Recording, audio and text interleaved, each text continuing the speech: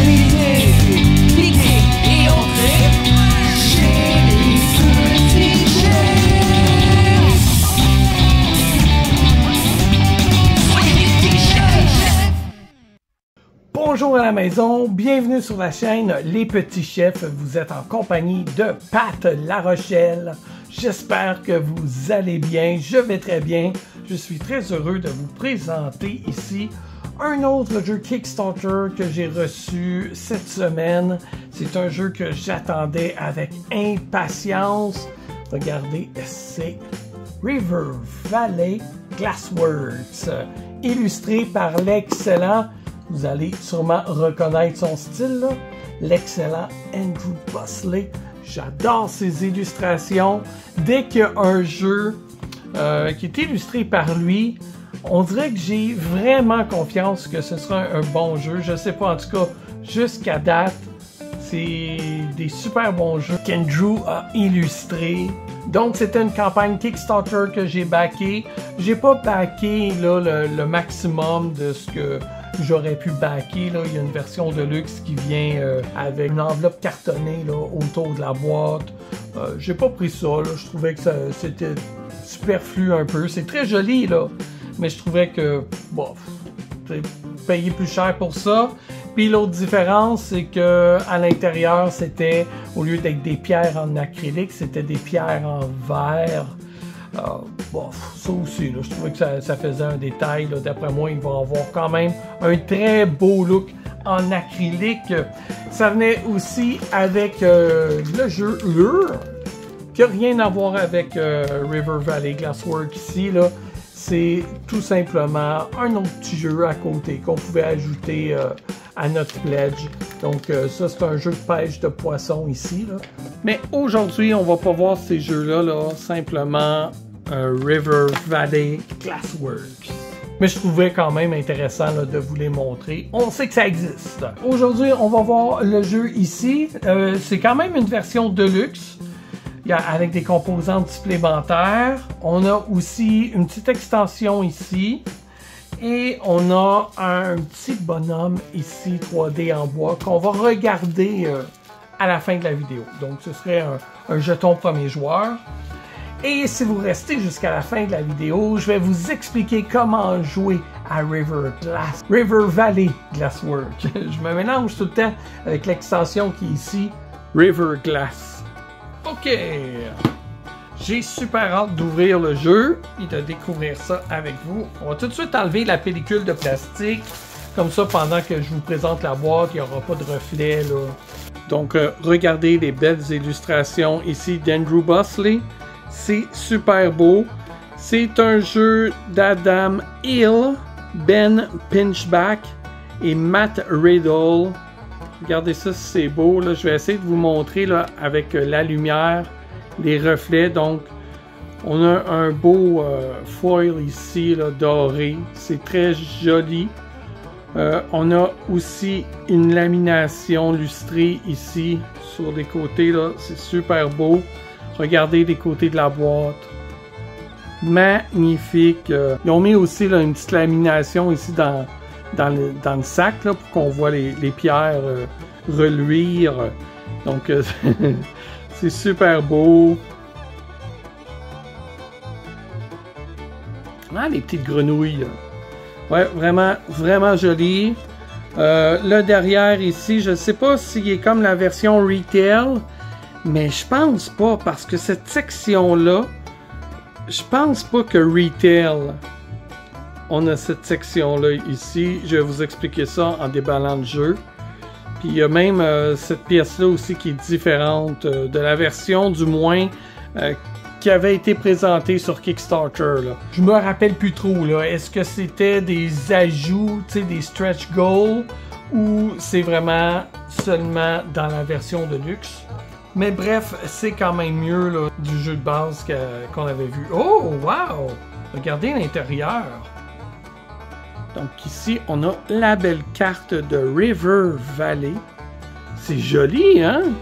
Ça, j'aime ça quand ils font des intérieurs comme ça, là. Je trouve ça vraiment beau. Cool! On a ici les règlements, là, regardez.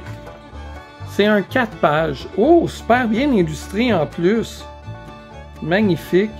Fait que tu sais, c'est un jeu là, qui s'apprend vraiment rapidement, qui s'installe rapidement. Et on a un mode solo. Puis vraiment mode solo assez cool ici. Je trouve ça le fun qu'il ait mis le mode solo sur un feuillet à part comme ça.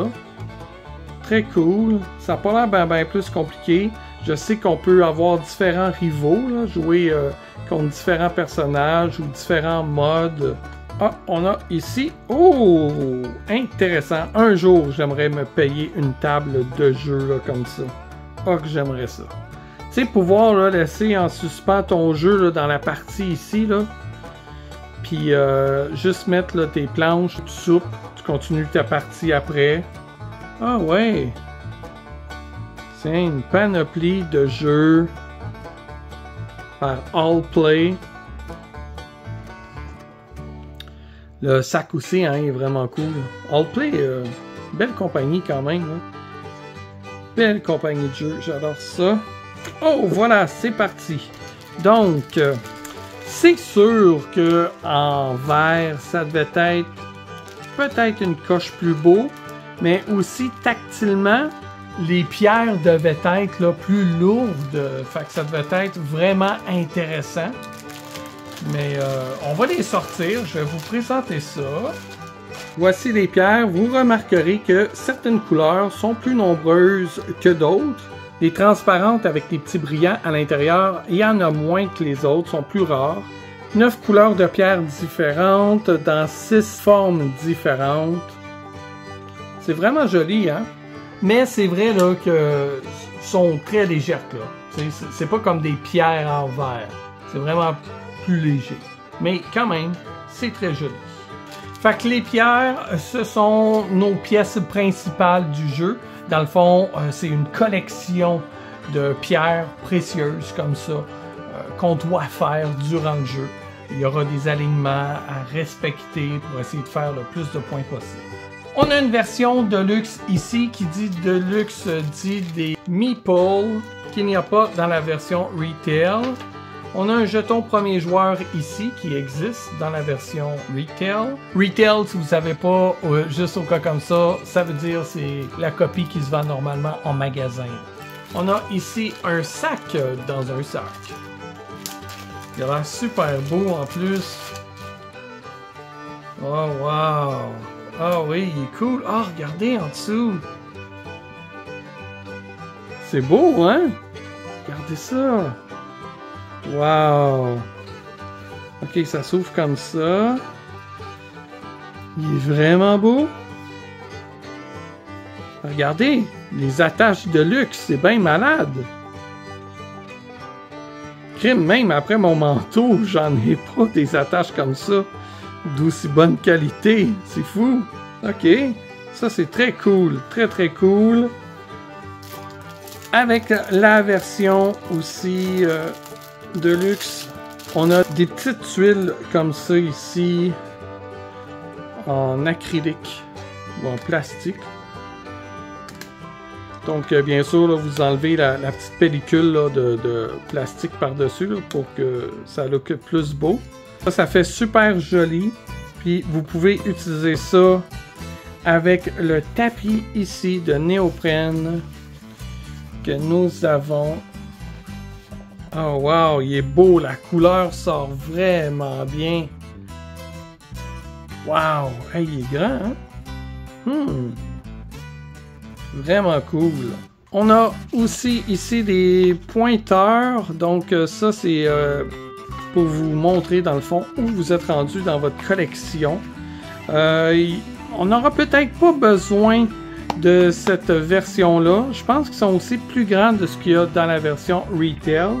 Mais je pense qu'on n'aura pas besoin nécessairement de ces pointeurs-là.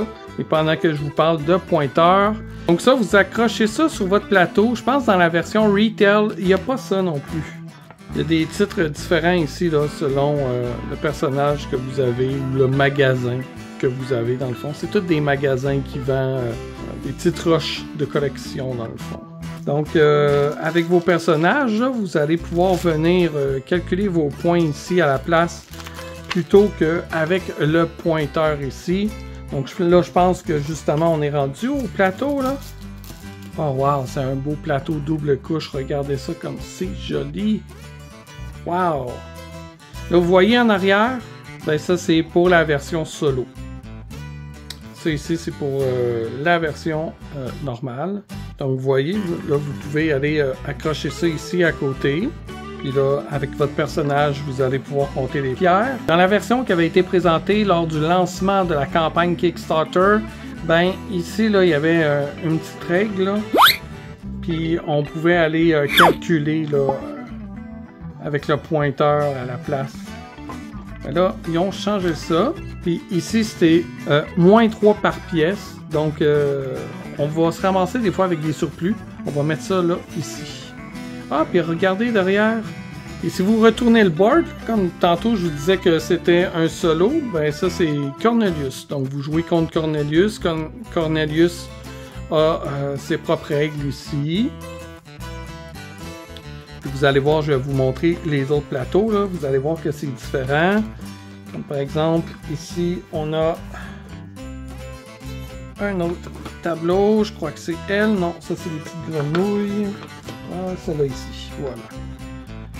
Donc, ça va comme ça.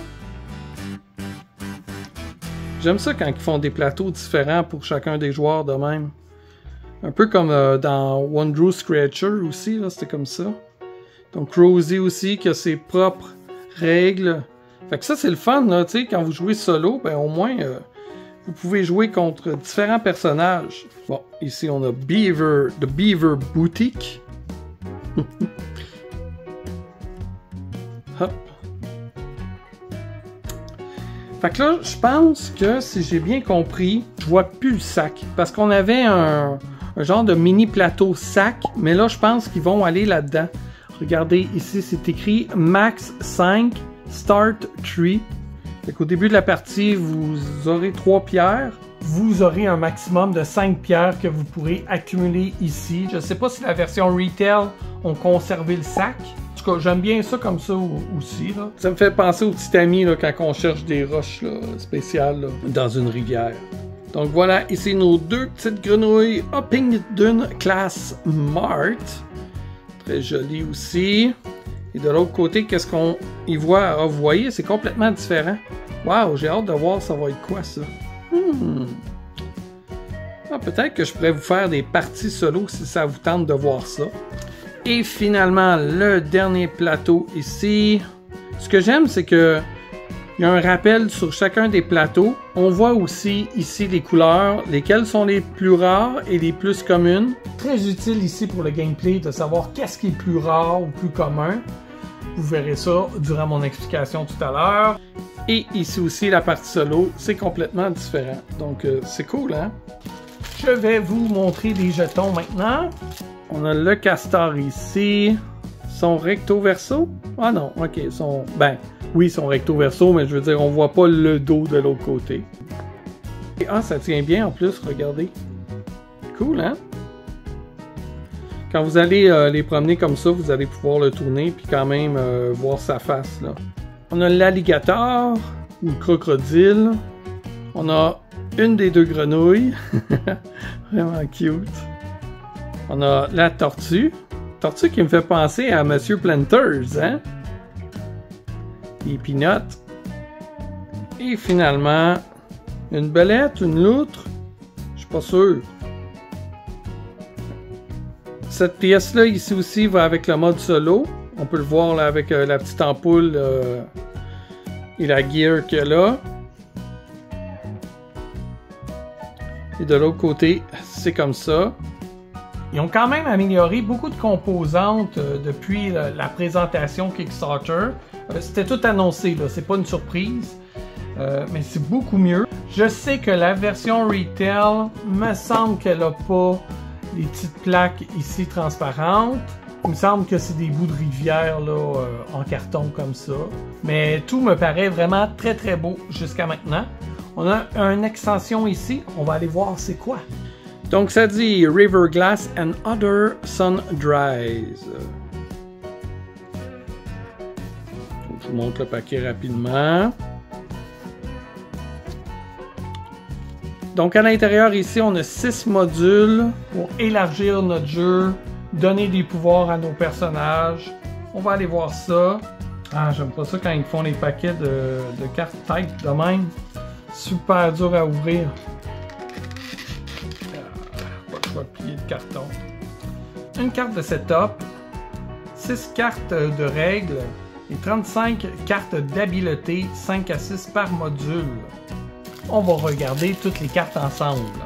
Donc ça, dans le fond, c'est le dos des cartes. C'est super joli, je trouve. Oh, on a des icônes différentes ici, là. Ça, c'est un module. On a un deuxième module ici. Notre troisième module. Quatrième. Cinquième. Et sixième module. Ici, on nous dit qu'après avoir fait la mise en place de notre jeu, on peut ajouter 1 ou 2 modules. Donc, on va montrer des cartes de face visible et on va y aller là, dans le sens des aiguilles d'une montre à partir du dernier joueur. Chaque joueur va choisir une carte du premier module et répéter pour le deuxième module si on en utilise 2. Et toutes les autres cartes vont retourner dans la boîte. Et ça nous dit que cette extension n'est pas compatible avec les rivaux solo. Ah oui, ici on utilise... Bon, ben ça répond à ma question, ça ici. Si on utilise la version de luxe, Your Satchel veut dire Your Pan. Donc ici, on a des pannes de luxe, là, comme je vous ai montré tout à l'heure. Ça veut dire qu'il y a encore là, le petit plateau en forme de sac dans la version Retail. Donc ici, on nous explique c'est quoi la petite extension. Puis là, ben, on voit les cartes. Je vous montre tout ça. Ici, on a Assistant. On nous explique le tout, bien sûr. Ah! Ok, ça va être vraiment des pouvoirs, là, une fois par tour. Tu peux échanger 2 pièces dans la rivière. Ah, c'est nice! Ils sont cute, les petits ornithorynques. Ils ont tous des chapeaux différents. Cool! Ici, c'est de l'équipement supplémentaire. Ça, c'est le fun. Oh, c'est mignon! C'est le fun des petites extensions de même. Ça rajoute du piquant là, à vos parties quand vous êtes habitué de jouer. Là. Wow! Donc ça doit être des bonus qui arrivent à la fin de la partie. C'est comme ici, on nous dit qu'avant de scorer tes points, tu ajoutes 2 pièces de ton satchel, c'est-à-dire de ta panne, ici, à ton Glassworks. Donc à ta collection, j'imagine. Très cool. Lake Diving. Qu'est-ce que ça nous dit ici? Oh! Ah, je sais pas ce que ça va faire, ça. Attends, si on regarde l'icône, chaque joueur a une forme chanceuse qui va aider à avoir des pierres supplémentaires. Quand tu places ta Lucky Shape dans la rivière, tu peux avoir une pièce extra de ton choix du lac pour ajouter à ton Glasswork. Ah, ben c'est bien cool ça! Puis après ça, tu rajoutes une pierre dans le lac. Oh, nice! J'adore cette idée-là. Floated Market. Oh!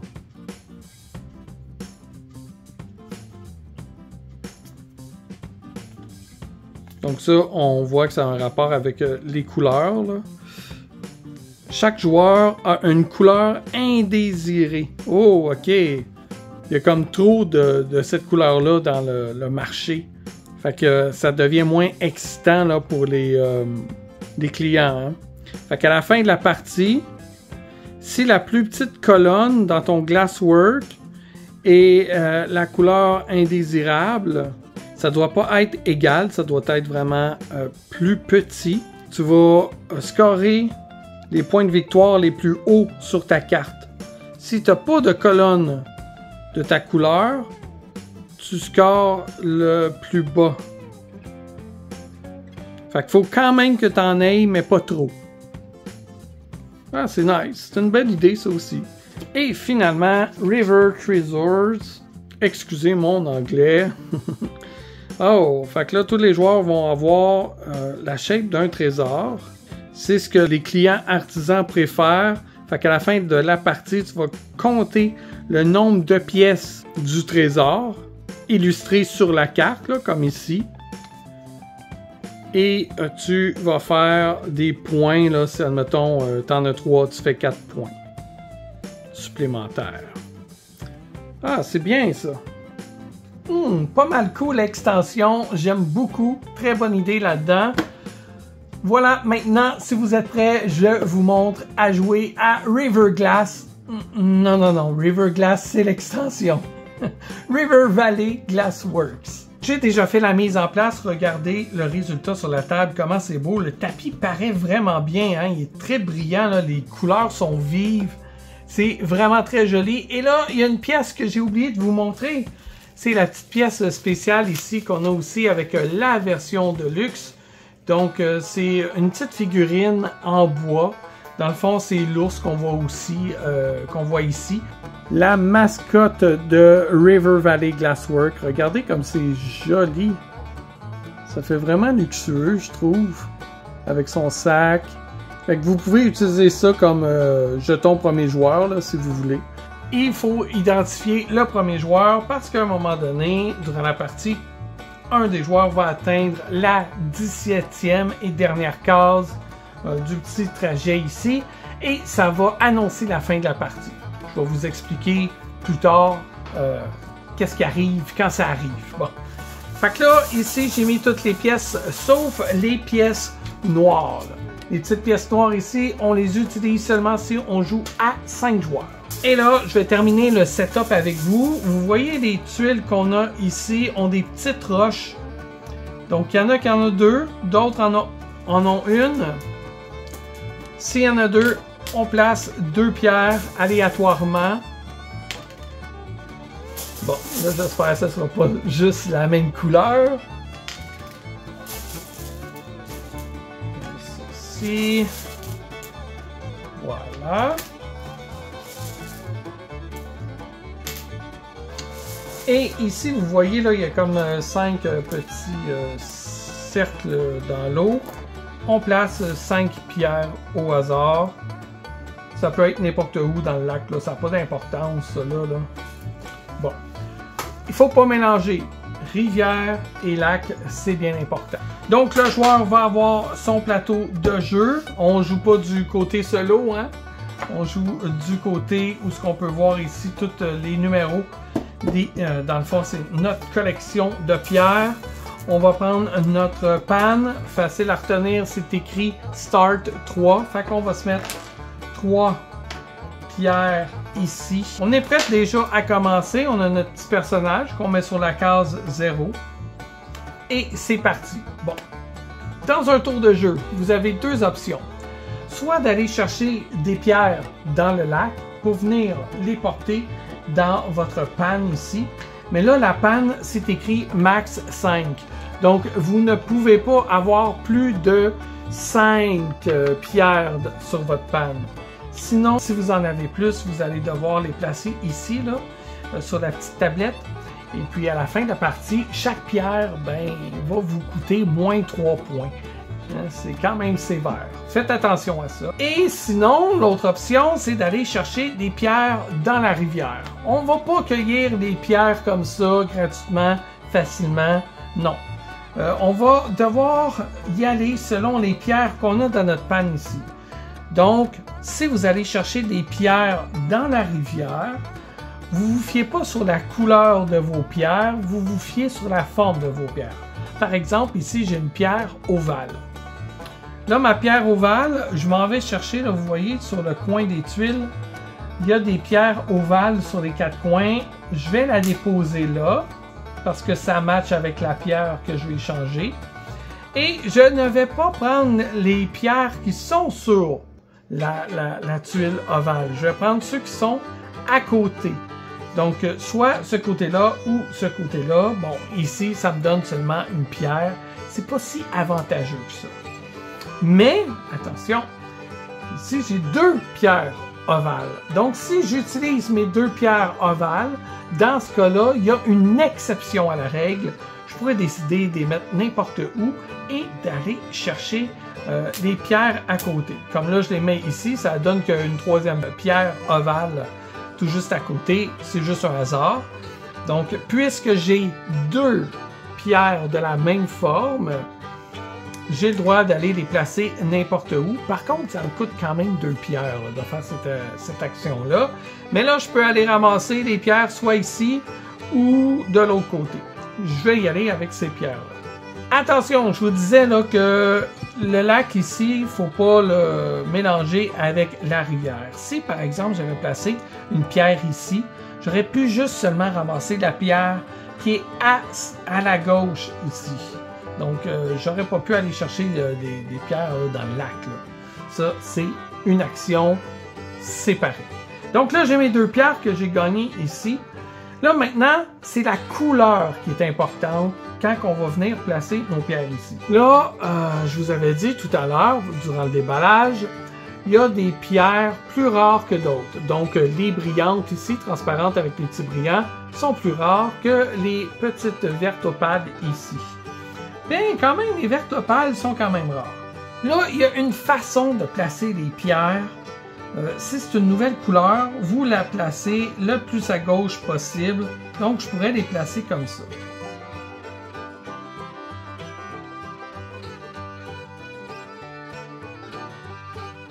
Vous remarquerez que plus on avance sur notre tableau ici, et plus on monte, plus le nombre de pointages qu'on peut gagner est grand. Donc, si vous placez vos pierres plus rares au début, ben, vous avez plus de chances d'accumuler des pierres plus communes et de monter une grande partie ici, là où il y a le plus de points. Par contre, l'inconvénient, c'est que ça va peut-être vous apporter des espaces. Et puis là, quand vous allez calculer vos points de rangée, ben, vous allez peut-être faire moins de points comme ça. Donc là, il faut trouver l'équilibre entre les deux. Est-ce que j'y vais plus avec les colonnes ou les rangées? Je dirais peut-être vos rares les placer à peu près dans le milieu. Mais là, bon, on a tombé avec ceux-là. On n'a pas le choix de faire avec. Un coup que ça c'est fait, vous allez prendre la tuile qui est vide. Vous allez pousser les autres tuiles comme ça, comme une rivière, là. Le courant avance. Et vous venez placer votre tuile derrière ici. Faites à noter que les pierres ici ne vont jamais tomber dans le lac.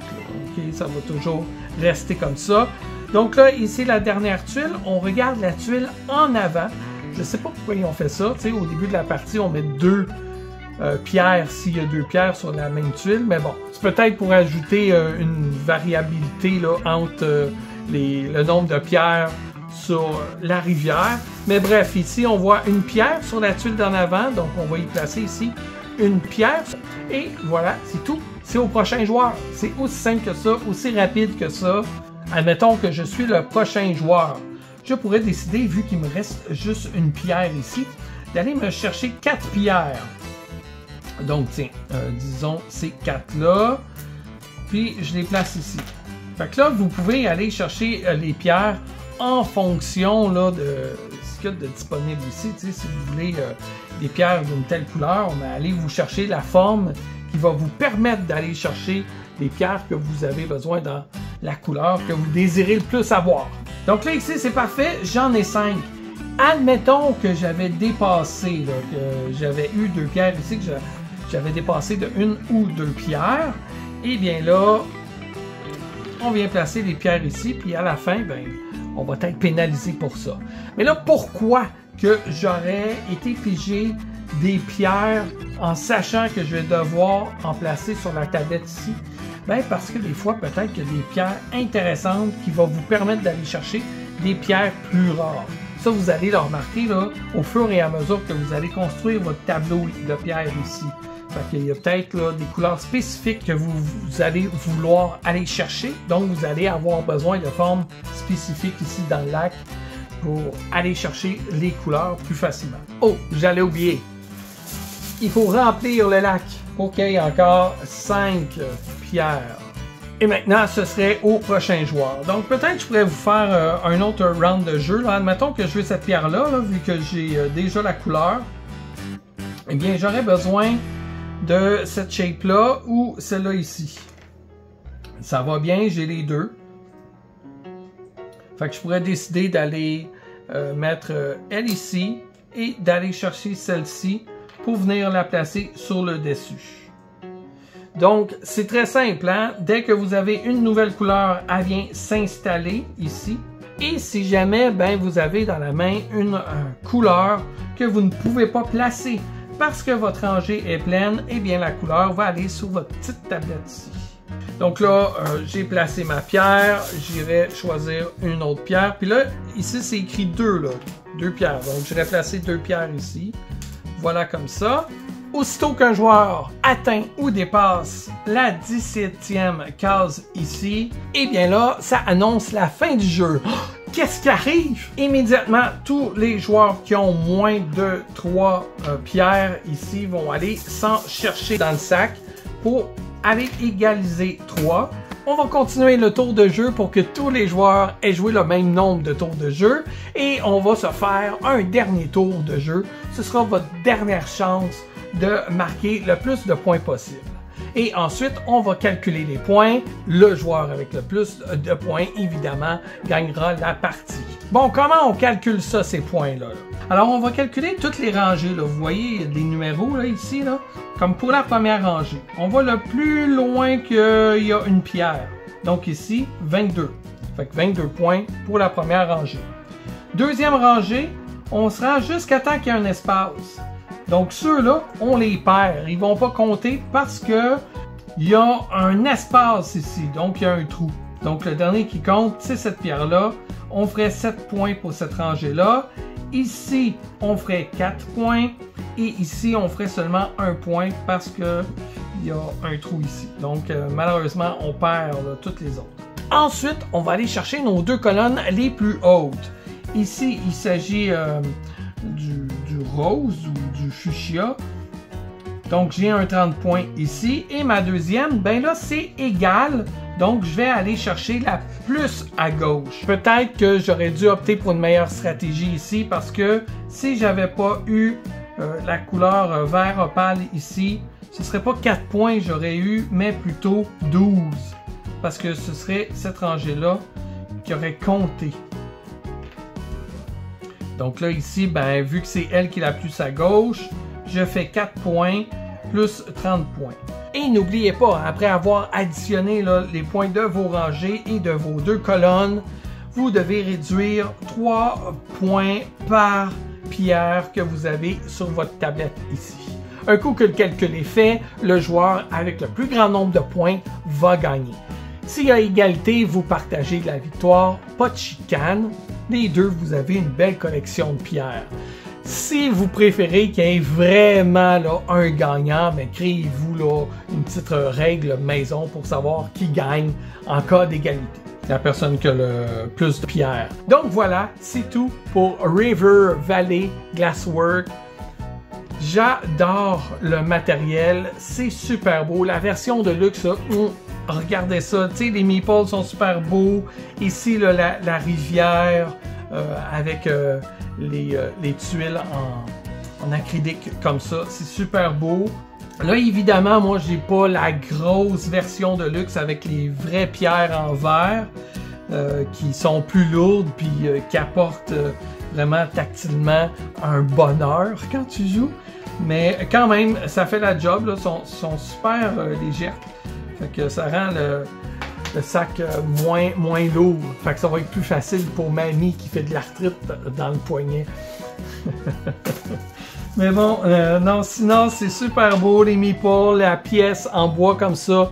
Ça, c'est le genre de Kickstarter que j'aime pas passer à côté. Je suis vraiment heureux de l'avoir parce que justement, il est complètement différent de la version en magasin.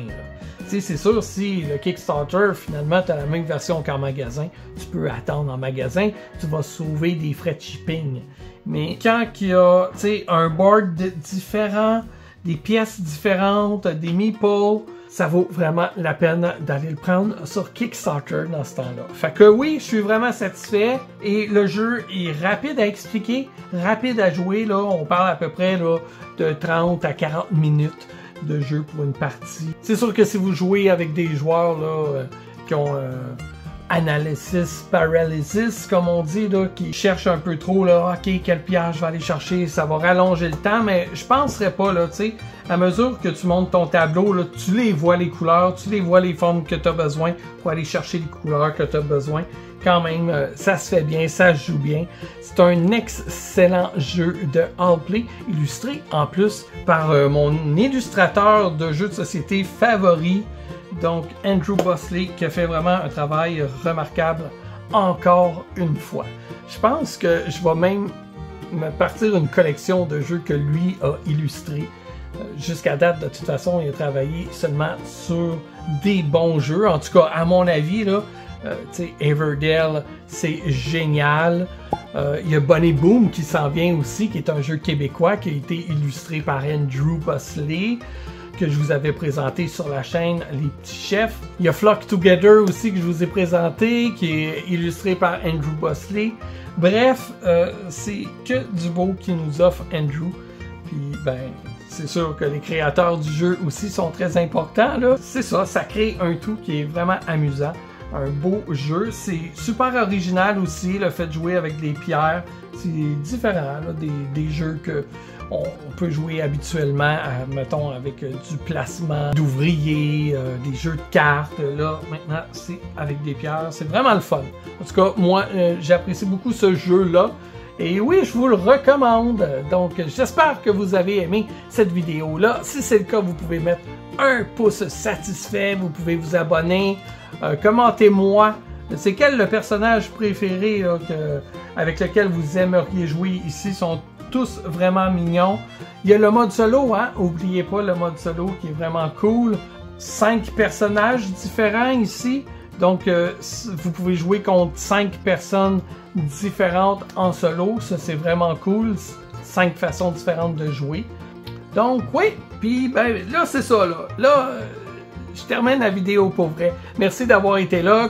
Envoyez-moi des commentaires. Le jeu que Andrew Bosley a illustré que vous préférez, c'est lequel? Écrivez-moi ça dans les commentaires.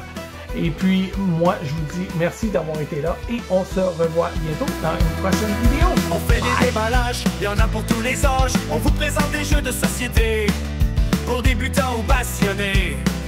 On teste des jeux vidéo, parfois des produits techno. Les Petits Chefs, la chaîne YouTube à laquelle on se greffe. On s'amuse pour vous amuser. On diffuse ce qui nous a passionnés. Les Petits Chefs, laissez-nous être vos bref. Que vous soyez petit ou grand, d'enfants à grands-parents, vous êtes comme nous. Maintenant, un petit chef